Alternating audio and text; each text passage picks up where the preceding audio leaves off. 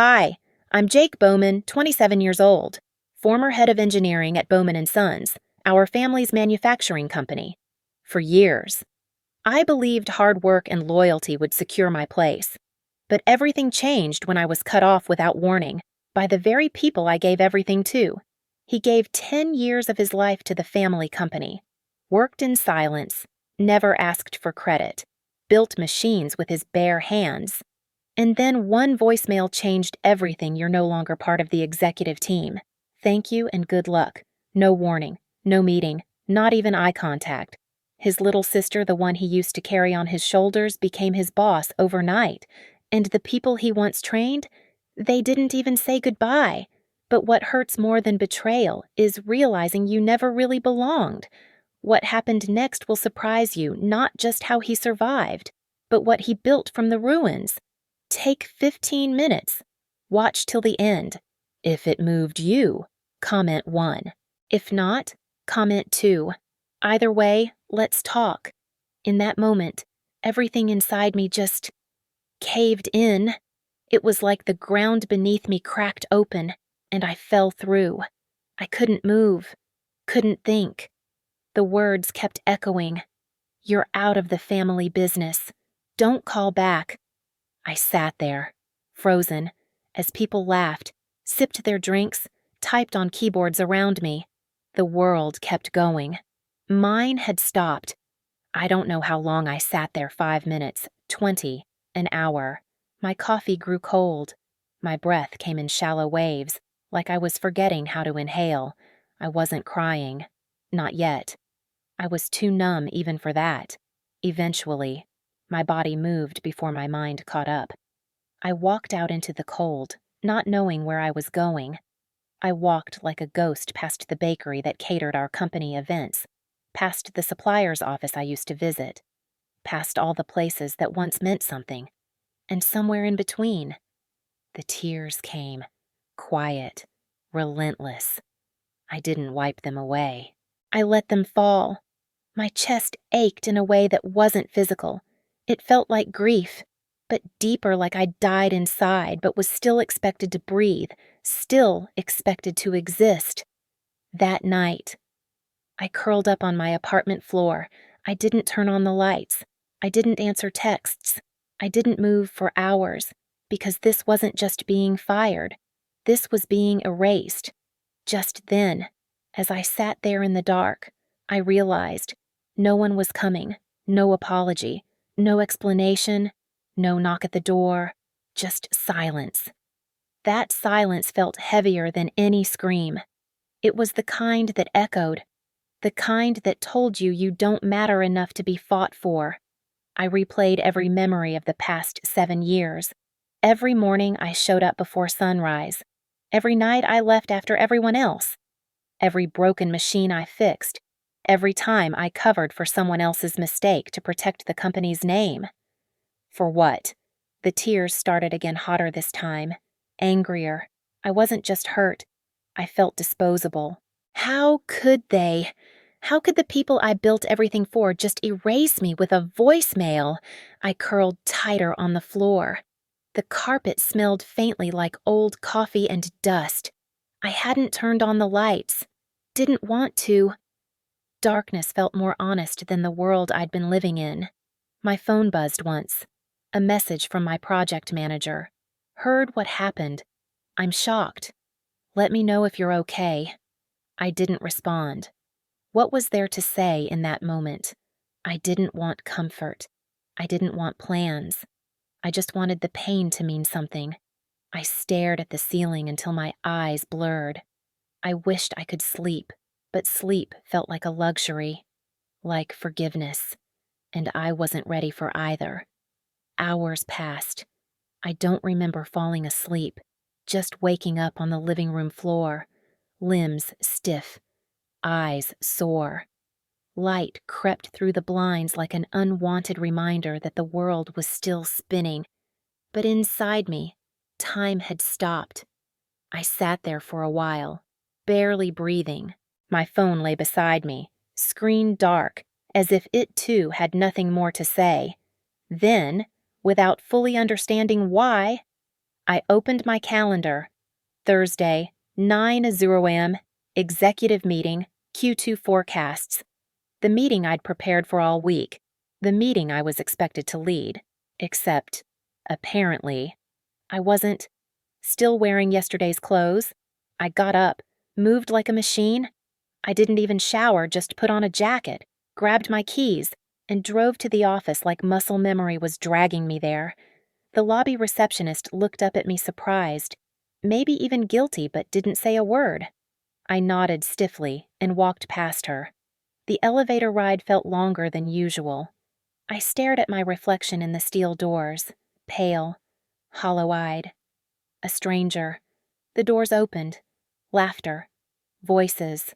Coffee cups clinking. And there she was. Natalie. Standing at the front of the room, all smiles and nerves, surrounded by our board, by Dad, by the people I thought were mine too. Oh, and with her fresh ideas and academic background, we're excited to welcome Natalie Bowman as our new CEO. Applause! Dad clapped. The others followed. No one looked at me. I stood at the back of the room, completely invisible. I wasn't angry. Not yet. I was nothing. A hollow echo of myself. My ears rang, my chest tightened. Natalie caught my eye, hesitated for a fraction of a second, then looked away. I turned, walked out. No one stopped me. After the meeting, I drove home without turning on the radio. Everything outside the car felt distant cars, trees, red lights, like watching the world through a sheet of glass I couldn't touch. I told myself it wasn't final. Maybe it was just optics, a strategic move, temporary. I repeated it again and again, not because I believed it, but because I needed something to hold on to. At home. I didn't take off my jacket. I sat down on the edge of the couch, elbows on knees, phone in hand. I stared at the screen, willing it to light up. It did. Dad. I stood up too fast. My mouth opened, ready for words that hadn't formed yet. But the call went to voicemail. My thumb hovered, then pressed play. Jake, this is a formal notice. Your role has been dissolved. Effective immediately. Please don't return to the office. We'll arrange for your belongings. There's nothing further to discuss. The message was short, cold, not angry, not regretful, just done. The phone slipped from my fingers onto the carpet. I didn't pick it up. No thoughts, no plans, just a dull weight behind my eyes, like something had ended but hadn't fully sunk in yet. I must have fallen asleep on the kitchen floor because the next thing I heard was the buzzer. I jolted upright, neck stiff. The intercom crackled. Package for Jake Bowman. I pressed the button, still half asleep. A few minutes later, a knock. At the door stood a delivery guy holding 2 large boxes, taped hastily. My name scribbled across one flap. "Looks heavy," he said, shifting his weight. "Need help bringing it in?" I shook my head. "I got it." He nodded and handed me the clipboard. "Sign here." I scribbled something that barely resembled my name and took the boxes. Once the door closed, I leaned against it for a second, the cardboard pressed to my chest. My arms trembled not from the weight, but from something deeper. I set the boxes down gently and opened the top one. Inside my office plant, already wilted, a framed photo of the team at last year's Christmas party, a mug with "Best Engineer" printed in fading letters, and my hard hat, the one I'd worn on every project since college. Jake stood still, eyes scanning the contents like he didn't recognize them. His hand trembled slightly. Then, unexpectedly, he laughed, just a breath of air through his nose, almost like a hiccup. His lips curled into a smile, but not from joy. It was the kind of smile you wear when you realize everything you thought was solid was just waiting to collapse. He held the hard hat for a long time. It still had the smudge near the logo oil from his first day on site. The adjustable strap was worn smooth, molded to the shape of his head. It had seen storms, heat waves, concrete dust, and midnight deadlines. Jake sat down on the couch, the helmet in his lap like a relic. His mind drifted to years ago, fresh out of college, walking into the factory for the first time. His dad was waiting by the main gate. "You sure about this?" his father had asked, handing him the brand new helmet. Jake had grinned. "Absolutely." His dad clapped him on the back. "Well, then don't expect any special treatment. You start on the floor like everyone else." Jake remembered that first shift. Sweaty, loud, overwhelming, but he'd loved it. Loved the smell of machine oil, the hum of production lines, the rhythm of real work. And now, here he was, unemployed, unwanted, uninvited. He looked down at his phone, the voicemail still saved.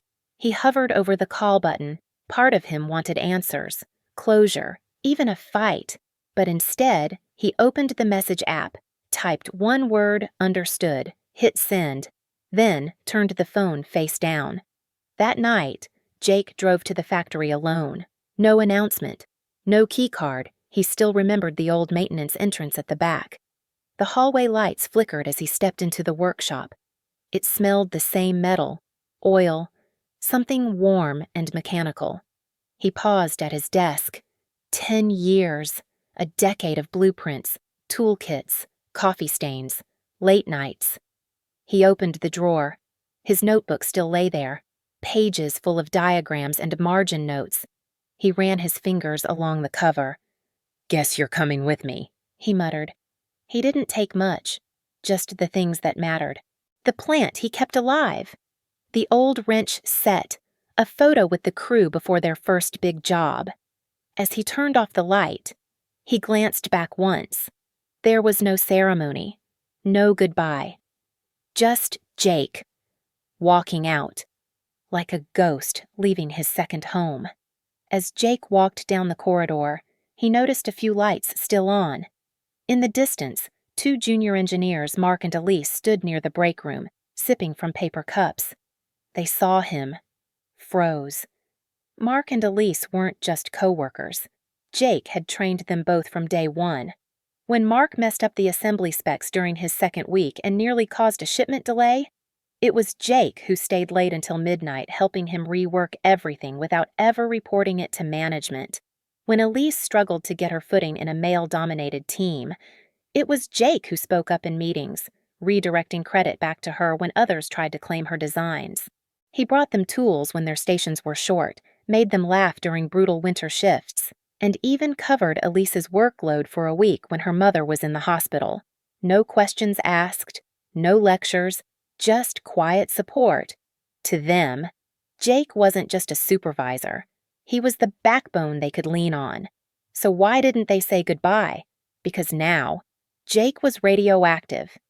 Anyone seen talking to him might be seen as disloyal to the New Order Natalie's team.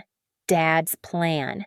And in a company where promotions were already tight and job security depended on silence, fear won out over gratitude. They didn't look away because they didn't care. They looked away because they did and couldn't bear the guilt. The days blurred together. Jake slept late, if he slept at all.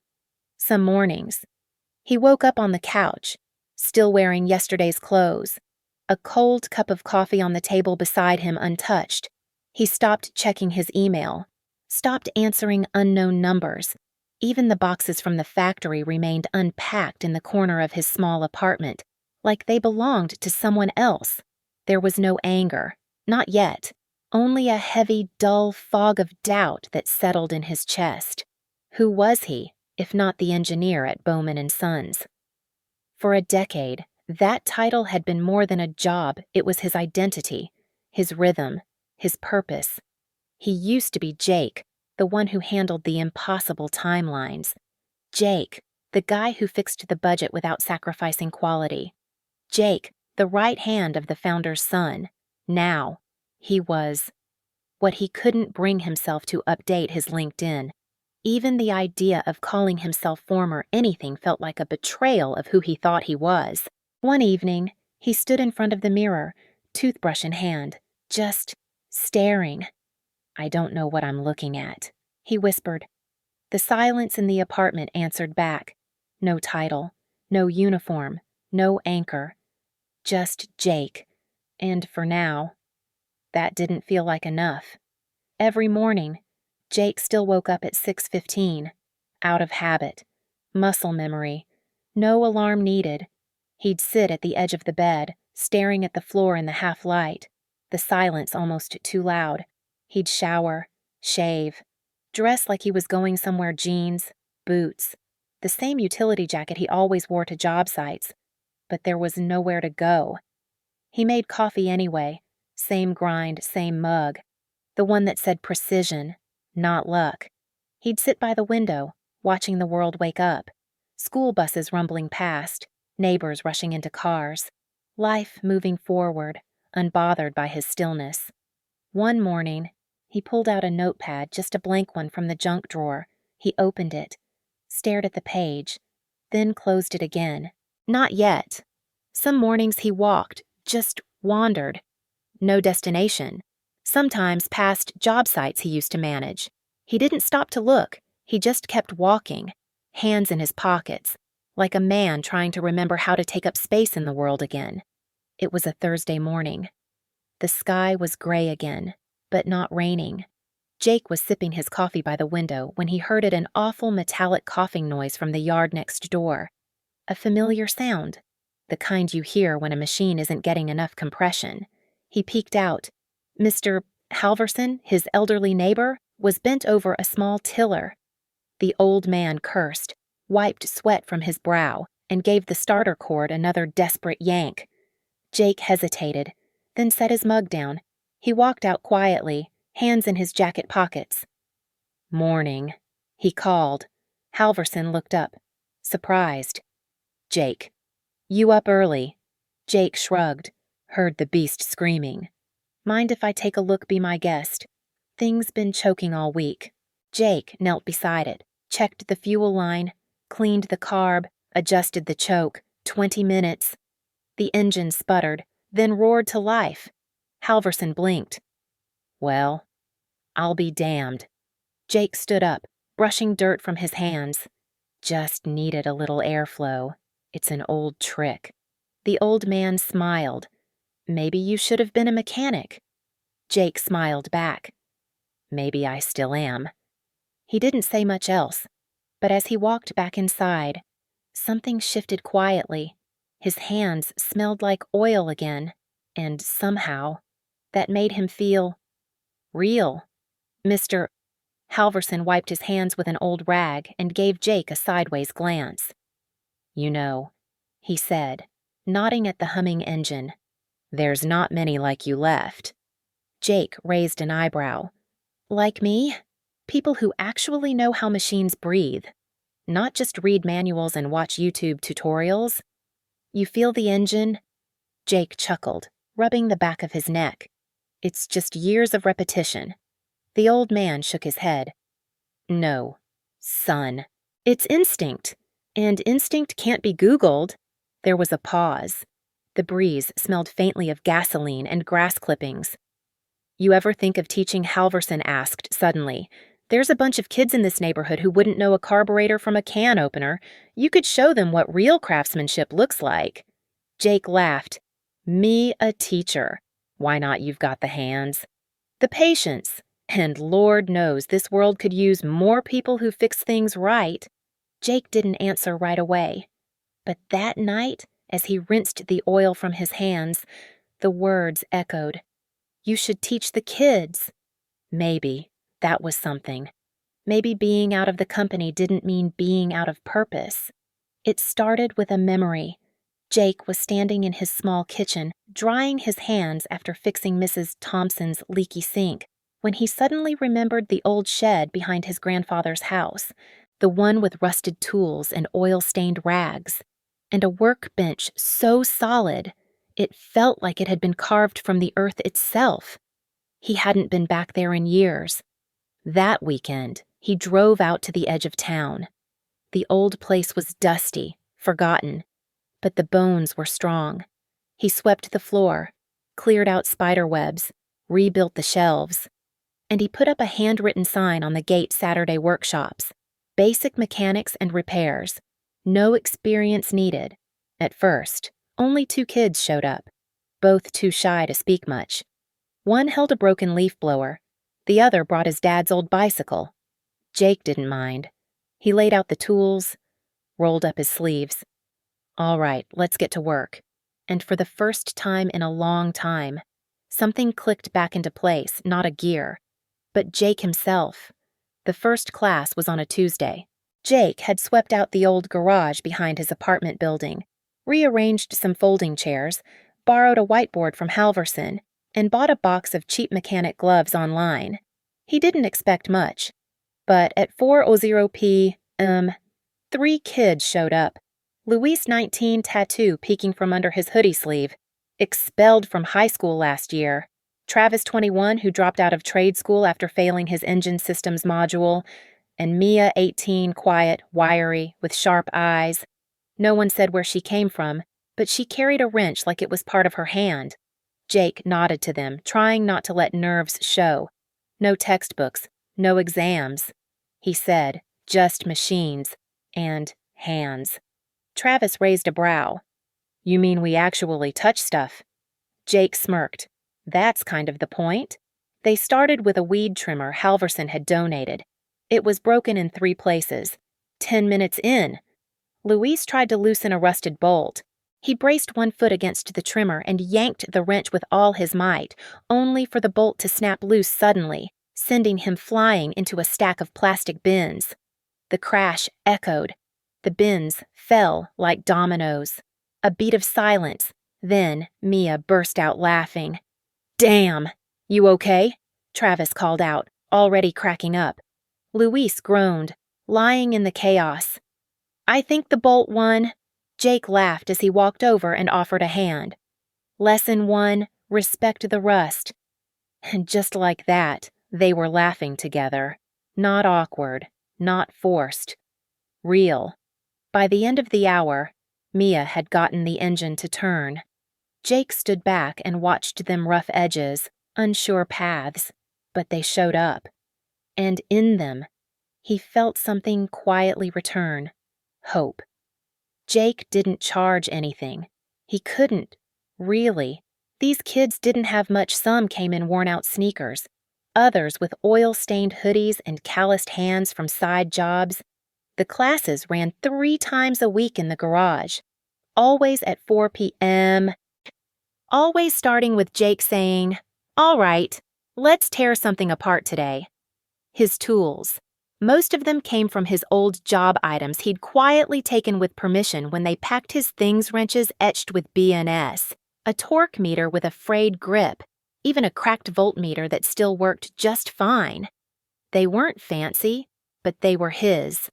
Each time he handed one to a student, something inside him stirred, like he was passing on more than metal and wires. He was passing on a piece of what once gave him purpose.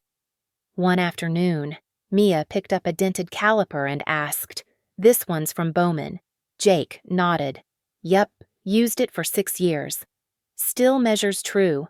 She turned it over in her hand, then whispered, "It deserves better." Jake smiled, faintly. "So do we." It started with a photo. Luis had posted a picture online, grease-streaked hands holding a carburetor, captioned, "Didn't know I could fix anything. Turns out I just needed someone to show me how." It got shared, then reshared. 2 days later, Jake received an email from someone named Camille Nguyen at Bridge Forward, a local nonprofit focused on vocational youth programs. She asked to visit the garage. Jake hesitated but agreed. When Camille arrived, she didn't come with reporters or cameras, just a warm smile, a notebook, and a sincere curiosity. She watched quietly as Jake guided Mia through adjusting valve clearance, then pulled him aside.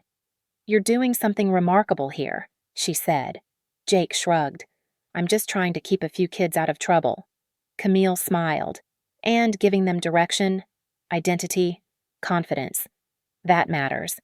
Later that week, Bridge Forward delivered 3 full tool kits, 5 new workbenches, and offered to fund materials for 6 months. Jake stood in the garage that evening, looking at the new tools lined up neatly beside his battered old ones. He exhaled deeply. For the first time since he left Bowman Sons, the future didn't feel like a blank page. It felt like a blueprint. The new workbenches gleamed under the garage lights, fresh tools in their trays, wires neatly coiled, manuals stacked on the back shelf. Jake stood in the middle of it all, Sharpie in hand, staring at a blank wooden sign he'd nailed above the entrance. He took a breath and wrote ReviveTech underneath, in smaller letters. Fix more than machines. Luis walked by and raised an eyebrow. Revive. Tech. Jake nodded. Revive what's been forgotten. Tech for what still matters. Mia grinned. Sounds like a real school now. It was. ReviveTech became more than a name. It was a place where broken things and people got another shot. Jake created a simple website, word spread. By the end of the month, they had 12 regular students. Some came after work. Some skipped part-time shifts. One girl biked 7 miles just to be there by 4.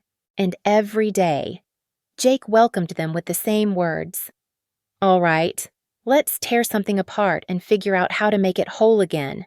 ReviveTech didn't make money. Not yet. Jake knew the tools, the electricity, the gloves, the replacement parts. It all came from his own pocket. And the garage, just the old workshop behind his grandfather's house. No rent. But still, every bolt, every bulb added up. But, strangely, he didn't feel anxious. One Saturday evening, after the students had gone, he stayed behind to sweep the floor. A gentle rain pattered on the tin roof. The smell of motor oil lingered faintly in the air. He sat on a stool near the back wall, sipping lukewarm coffee from a chipped mug. No buzzing phones, no performance charts, no voices demanding quarterly growth. Just silence. And for the first time in many months, that silence didn't feel empty. It felt earned. Luis had fixed his first motorcycle carburetor yesterday. Mia was teaching the new kid how to handle a torque wrench. Travis had started showing up early just to clean the workbench. Jake exhaled slowly. He wasn't rich, but for the first time since Bowman Sons, he felt rich in something else. Peace. While ReviveTech was quietly thriving in an old workshop, trouble brewed in the modern corridors of Bowman Sons. The new manufacturing line meant to increase output and modernize operations was riddled with issues.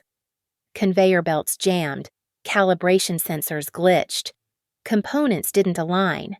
In the sleek glass control room, Natalie Bowman stared at the 4th error report of the week, jaw tight. How many units rejected today, she asked, without turning. A junior manager flipped through his clipboard. 17, ma'am.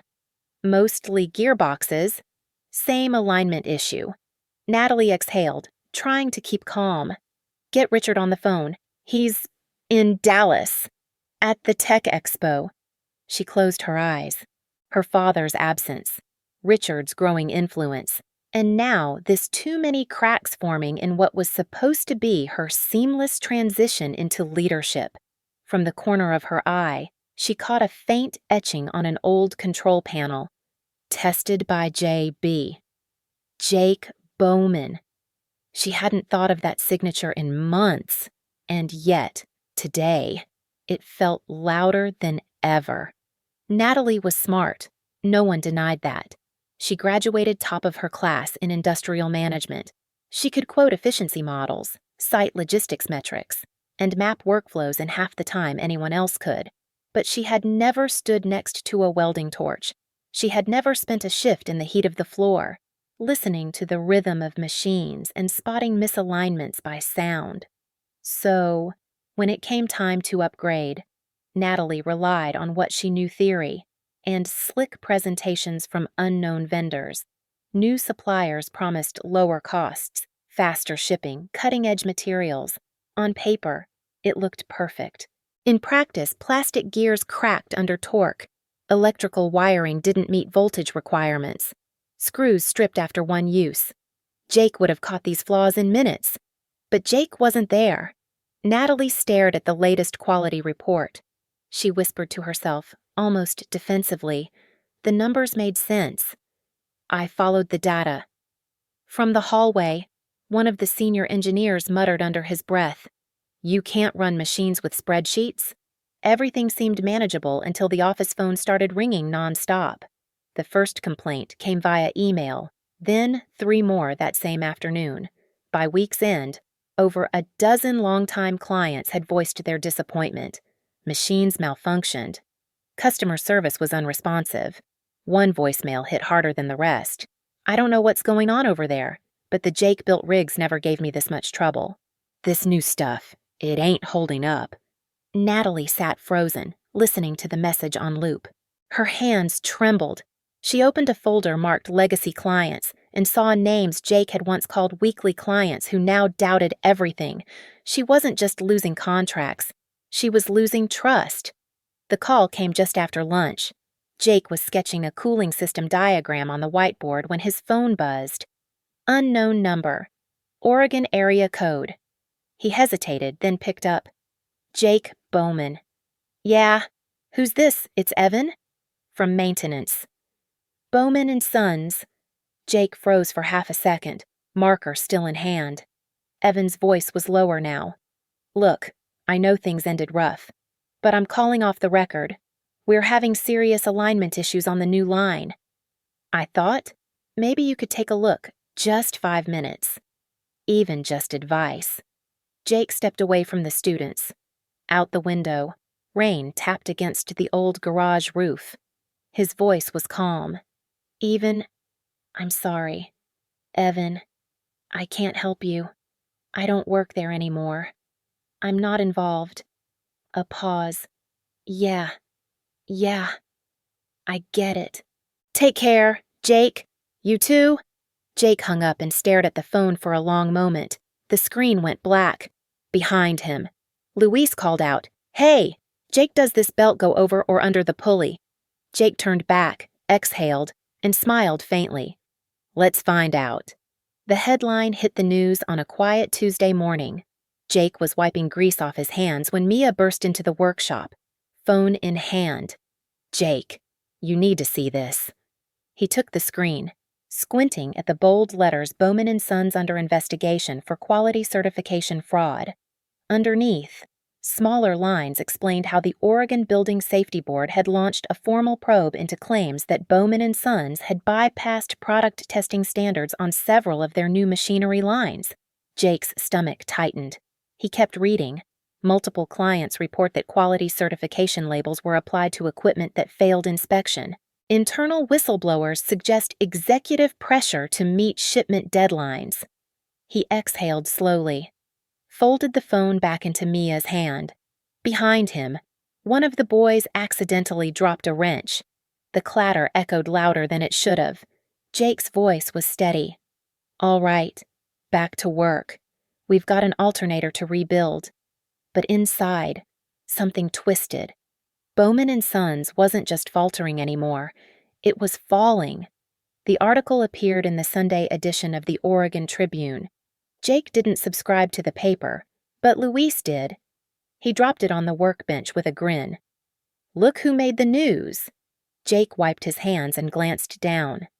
The headline read, "From Legacy to Liability, the Fall of Bowman Sons." And halfway through the article, one paragraph stopped him cold. Industry insiders point to Jake Bowman, former operations head, as the man who once anchored the company's highest quality years. Many say production standards declined sharply after his departure. Jake stared at the sentence. Luis, now beside him, asked, "Is that true?" Jake didn't answer right away. He folded the paper in silence, then murmured, almost to himself, "Doesn't matter anymore." But deep down, it did matter. Not out of pride, out of principle. That night, alone in his small kitchen, Jake reopened the folded newspaper. The words hit differently under the kitchen light. He reread the paragraph that named him anchored the company's highest quality years. A strange heaviness settled in his chest. Not pride, not regret, just sadness. Sadness that the values he fought for were now treated like relics, that what once felt like purpose was now just a footnote in a scandal. He ran his finger along the article's edge, folded it neatly again, and slid it into a drawer that already held his old company badge and the voicemail transcript. The email arrived on a quiet Thursday afternoon. Jake was tightening bolts on a student's project when his phone buzzed. He glanced at the screen. Subject instructor offer, Indiana State Tech Institute. He opened it slowly. A warm, formal letter. They'd read the Tribune feature. They admired ReviveTech. And they wanted Jake Bowman lead instructor, full term, generous salary, faculty housing. That night, Jake sat at his desk with a mug of black coffee, rereading the offer. It was tempting.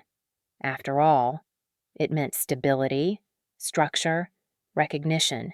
But as he looked around the old workshop at the mismatched chairs, the cracked cement floor, the hopeful noise of students learning from failure he knew, Indiana would offer a paycheck, but ReviveTech offered purpose. He didn't build it for prestige. He built it to feel whole again. Teaching these kids wasn't just giving, it was healing. Jake opened his laptop and typed, "Thank you for your kind offer. But I've already found the place where I belong. These kids gave me back what I lost, and I'm not ready to leave that behind." After turning down Indiana, Jake thought things would simply carry on. Same tools, same bench, same quiet rhythm of rebuilding. But right then, one small article changed everything. Local journalist Maya Sims had visited ReviveTech for just one quiet afternoon. She barely asked questions, just observed, took notes, and listened to the sound of drills, metal, and focused breathing. A week later, her story appeared in the Oregon Voice titled "From Cast Aside to Community Builder: The Redemption of Jake Bowman." Once cut from his family legacy, Jake now rebuilds futures one wrench, one student at a time. Jake hadn't even seen it until Louise dropped the paper on his workbench. "Bro, you're in print." "That's huge," Jake chuckled, brushing it off. But by the end of the week, ReviveTech had 20 students. Some came from nearby towns. Some had dropped out of other schools. Some had never held a wrench before. The garage buzzed with drills, learning, and laughter. Jake stood at the doorway, arms crossed, watching his new class take shape. And for the first time since that voicemail, he didn't feel left behind. He felt restored. By purpose. By people who chose to follow him not by blood, but by belief. The envelope arrived on a quiet Tuesday afternoon plane. No return address, written in familiar, slightly shaky handwriting. Jake unfolded the letter slowly, not expecting much, until he saw the name signed at the bottom: Gregory Haynes, former quality control supervisor at Bowman Sons. The letter was honest, almost painfully so. "I was there that day in the boardroom. I didn't speak up. I should have. You were the one who held the standard. Jake, you pushed us to be better not out of pride, but because you believed we could. I didn't vote against you, but I also didn't stop what happened. And that silence has haunted me ever since. I've seen your students at the garage. I see the fire in their eyes, the same fire you used to carry every day. I'm sorry for not standing with you. If I ever get the chance to make it right, I'll be the first in line." Jake folded the paper and placed it gently into the small metal box under his workbench, the one where he kept pieces of his past that still mattered. He didn't cry. But something in his chest shifted, not because Gregory had said too little, rather, because he had the courage to say anything at all. Still, the silence from two people lingered like a cold draft: his father and Natalie. No letter, no message, nothing.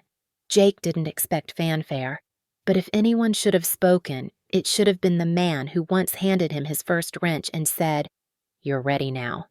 Go fix something that matters.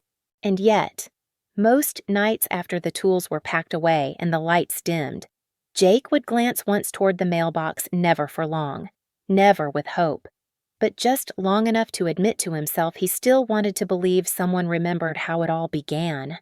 The knock came just after lunch, 3 sharp taps against the garage door. Jake wiped his hands with an old rag and called out, "We're closed for now, back in an hour." But the door didn't budge. Then a familiar voice came through, muffled but unmistakable. "Jake, it's me." He froze mid-step. Natalie. He hadn't seen her since the day she stood at the head of that conference room, his name left off the agenda, his future erased with a title slide. Now, she stood at the threshold of ReviveTech, wearing a crisp beige coat and heels too clean for a workshop. "I hope this isn't a bad time," she said, stepping in with uncertain poise. Jake gestured toward the back. "Students are out for lunch." She looked around at the space organized chaos. Half-assembled engines, welding tools, a wall of handwritten student goals. Her eyes landed briefly on the framed photo of him and his father from years ago, then darted away.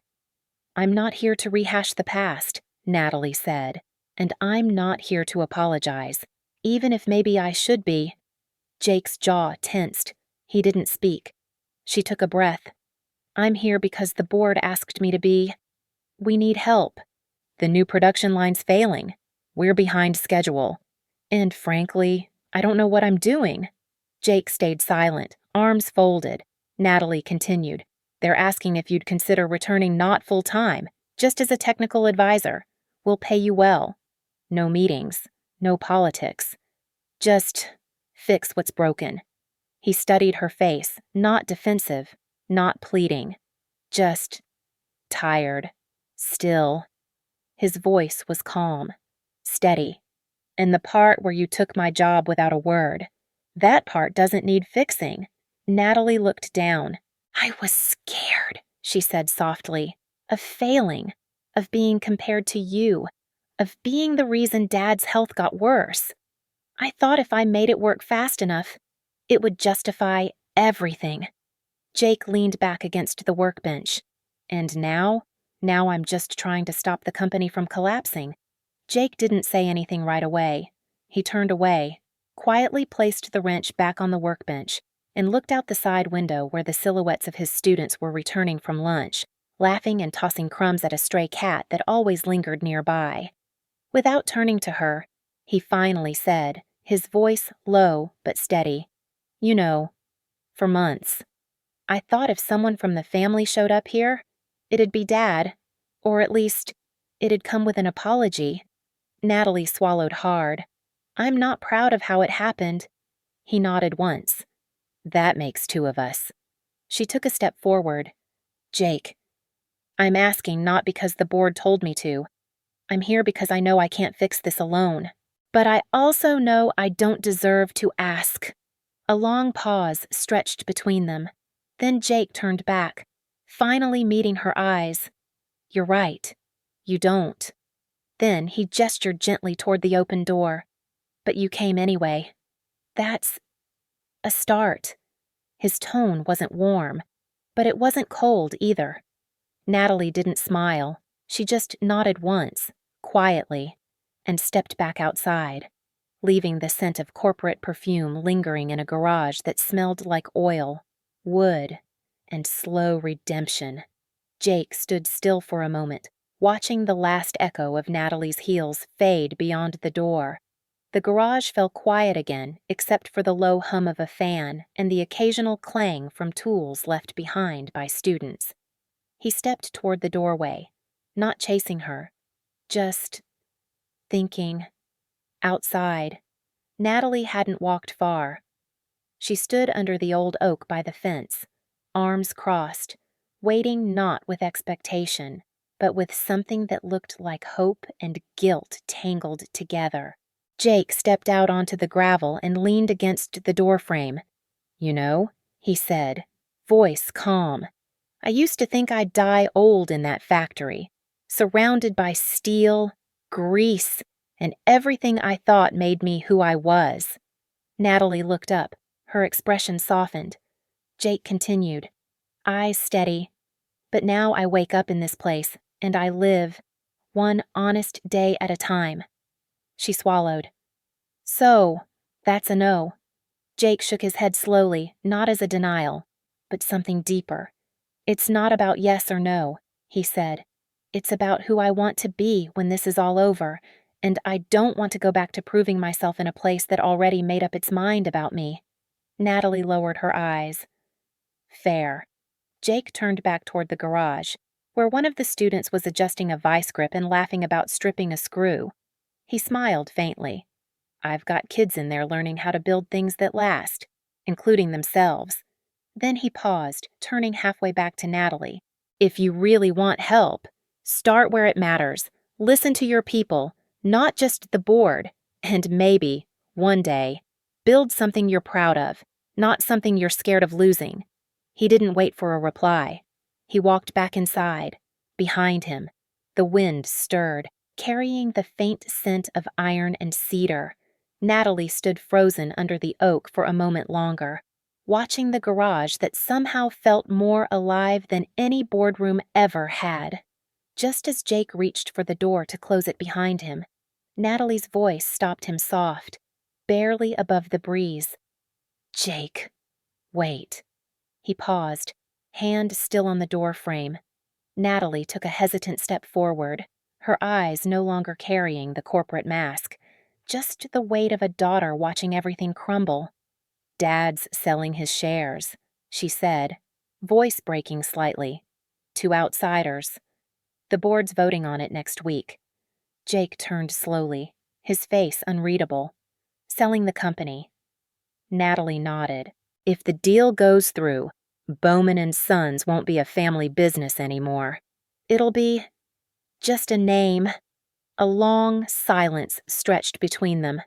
The words hung heavy, like dust refusing to settle.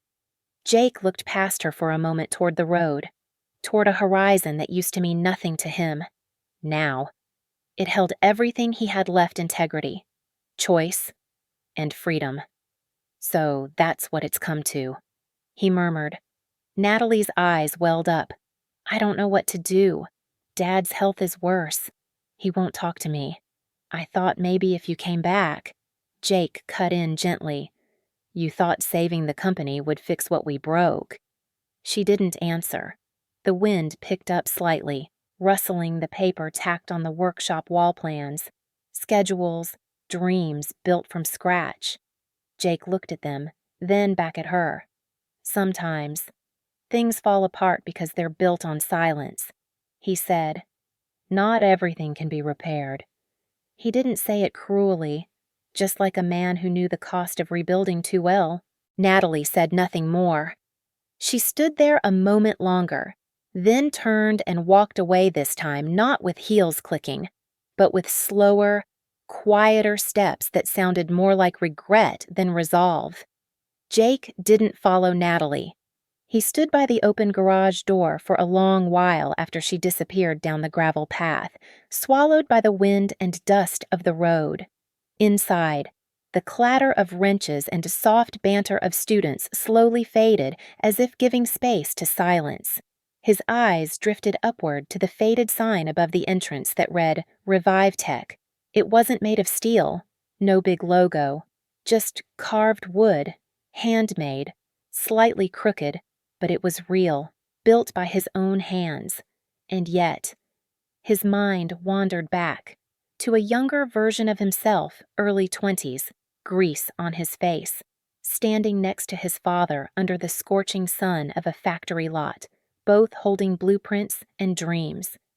Back then, Jake had believed in legacy, in carrying something forward, in earning trust and passing it on. One day, this will be yours, his father had said, clapping a heavy hand on his shoulder. You'll take it further than I ever could. Jake had believed him. And maybe, in some stubborn corner of his heart, he still did. That made the betrayal worse. And the coming sale, unbearable. He leaned against the doorframe, fingers curling into his palms. I didn't walk away from the company, he whispered to himself. It walked away from me. A bird landed nearby, pecking at crumbs one of the students had left behind. Life, messy and unapologetic, went on. Jake exhaled slowly. And yet, I still care, he murmured. God help me. I still care. Not because he wanted to go back, but because some part of him had never left. That afternoon, as sunlight filtered through the slats of the garage wall, a shadow appeared at the entrance. Heavy, familiar. Jake looked up from a student's workbench and froze. It was his father. Mark Bowman stood just beyond the doorway, older than Jake remembered. The signature blazer was replaced by a plain wool coat. His posture was less rigid now, like something had finally worn down the sharp edges. Hi, son? Jake didn't speak. Not right away. The workshop fell quiet. One student glanced up, then quickly busied himself with a screwdriver. Mark stepped in slowly. Looking around, he ran his hand along the work table, touched a half-finished motor with quiet recognition. This place, he said. It's got life. Jake folded his arms. It's not much. Mark shook his head. It's more than I expected. A long pause. Then, finally, I came to ask. Not for the company, but for your perspective. We're at risk of losing everything. I know I played a part in that. Jake didn't answer right away. He walked toward the center table, picked up a worn drawing, one of his earliest designs from Bowman Sons, and held it for a second before setting it down. I gave years to that company, he said quietly.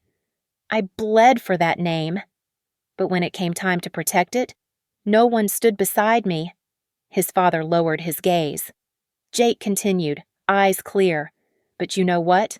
I'm not coming back to save a name. I'm building something new, something that still stands for what that name used to mean. Mark looked around again, at the students, the tools, the laughter still echoing faintly from the back room. Maybe that's what we needed all along, he murmured. Jake didn't respond, but this time he didn't turn away either. The fracture didn't start with a fight. It started with a whistle. Jake had only been back at Bowman Sons for a year when he discovered the issue faulty calibration reports on a series of engines bound for a federal contract. Numbers had been doctored to meet specs. At first, he thought it was a clerical error, but the deeper he dug, the worse it got. He brought the findings to his father. It's probably a miscommunication, Mark said flatly. Let me handle it. But Jake couldn't let it go. Not when he found an email thread buried deep in archives showing that the quality manager had been ordered to approve the engines anyway. The order had come from the board, and his father had signed off. Jake confronted him in the old office, the one with blueprint wallpaper and a framed article from their first contract win. You knew, and you signed it anyway. Mark looked tired, more than tired, worn. We had a deadline. Missing it meant millions lost, hundreds of jobs on the line. Jake's voice broke. And what if one of those engines fails? You built this company on quality.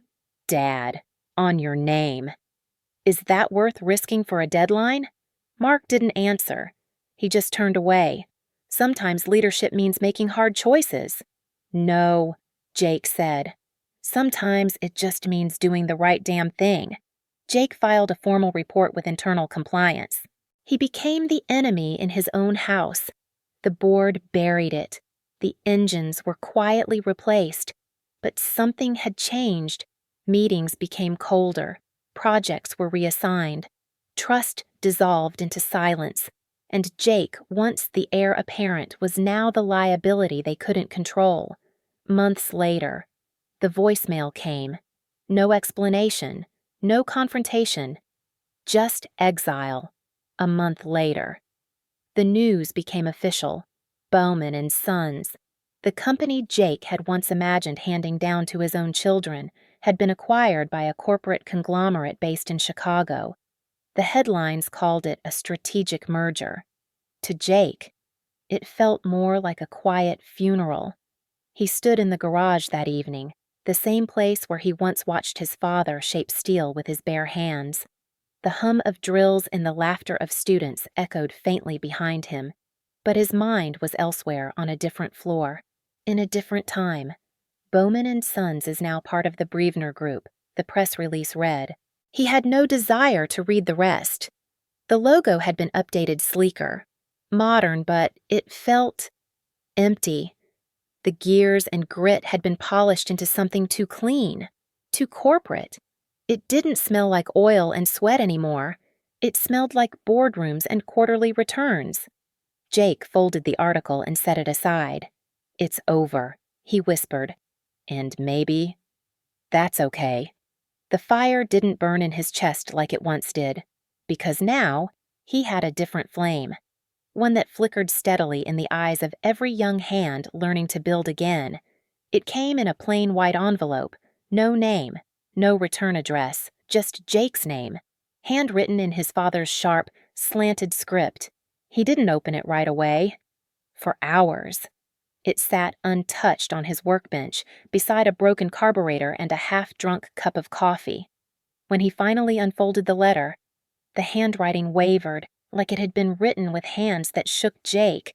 "You were right. You were right about the engines, about the standards, about the company losing its soul the moment it stopped listening to the people who built it. Not just managed it, but I only understood when everything was already gone. I let fear guide me, fear of change, fear of becoming irrelevant. I let other voices tell me that your fire was arrogance, when it was conviction. I should have stood beside you. But instead, I stepped away. Whatever happens from here, know this. You didn't betray the family. I did."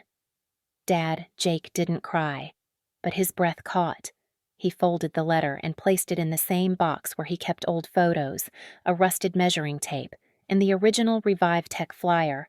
Then he stepped outside, into the late autumn air, and for the first time in a long while, he didn't feel like the abandoned son. He felt like the man who kept the legacy alive, even when no one else believed in it. Jake didn't reply. Not because he was angry, and not because he didn't care, but because there was nothing left to say. Some wounds didn't need closure. They just needed time and distance to stop bleeding. He placed the letter gently back into the drawer beneath his workbench, the one lined with old blueprints, spare bolts, and oil-stained shop rags. It rested there not as a symbol of reunion, but as a soft period at the end of a long, painful sentence. Later that night, as the garage emptied out and the lights dimmed, Jake stood alone for a moment, his hand brushed over the drawer handle. He didn't open it. "It's enough," he murmured. "It's enough now." The air was quiet, peaceful, and Jake finally felt like he didn't need to prove anything to anyone anymore. By the end of the year, the garage looked different. There were new shelves for tools, a wall lined with before and after photos of student projects, and in one corner, rows of folding chairs and a makeshift podium built from reclaimed wood. It was time for ReviveTech's first graduation. Jake adjusted the collar of his work shirt and stepped up to the front. The garage was full students, their families. Even Mr. Miles sat proudly in the back with a thermos of coffee. The air smelled faintly of motor oil and fresh paint, and the hum of anticipation buzzed gently. One by one, he called their names Mateo, Lily, Darnell, Quinn. Each stepped forward, some grinning, some holding back tears. He handed them certificates he'd printed and signed himself. At the top, in bold letters from failure to function, the phrase wasn't just clever, it was their story. His story, too. "You didn't just fix engines," Jake said, voice steady. "You rebuilt belief in yourselves, in what your hands can do, in the idea that you're not broken, just unfinished." A moment of silence, then applause. Loud, genuine, and a little chaotic. Jake stepped back, blinking hard, heart full. In that tiny garage, under string lights and surrounded by machines, something bigger had taken shape, not just skill, but dignity, not just teaching, but healing. And as his eyes swept the room, he thought, this is legacy too. As the sun dipped low behind the tree line, golden light spilled into the workshop, painting everything in a warm glow. Jake stood at the entrance, arms crossed, watching his students. Some were sanding down wood frames, others wiring circuits, laughter mixing with the hum of small motors and radio static. The old garage, once cold and silent, now pulsed with life and purpose. He noticed Mateo helping a younger student align a gear. Lily was sketching a design on a scrap of cardboard, eyes focused and steady. None of them were perfect. None of them had arrived knowing much. But now they were building. With confidence. With pride. Jake felt his chest rise with something soft but firm, like steady ground beneath his feet. He didn't need boardrooms or a family name etched in steel. What he saw in front of him, hands stained with grease, eyes burning with new belief that was worth more. He smiled quietly to himself. This is my legacy now. No applause, no headlines, just a man, a garage, and a new generation learning how to shape the world one bolt at a time. If you've ever felt discarded, if you've ever been told you're no longer needed, if you've ever had to rebuild your life from the ground up, let this be your reminder. You are not broken. You are becoming. Legacy isn't the name on the building. It's what you build in others with your time, your care, your hands. So, if this story spoke to something in you, share it with someone who might need to be reminded they're not alone. Leave a comment below. Tell us about the moment you chose to start over. And subscribe for more stories about resilience, purpose, and rediscovering who you really are. Because sometimes the most beautiful things rise, not from what we keep, but from what we have the courage to let go.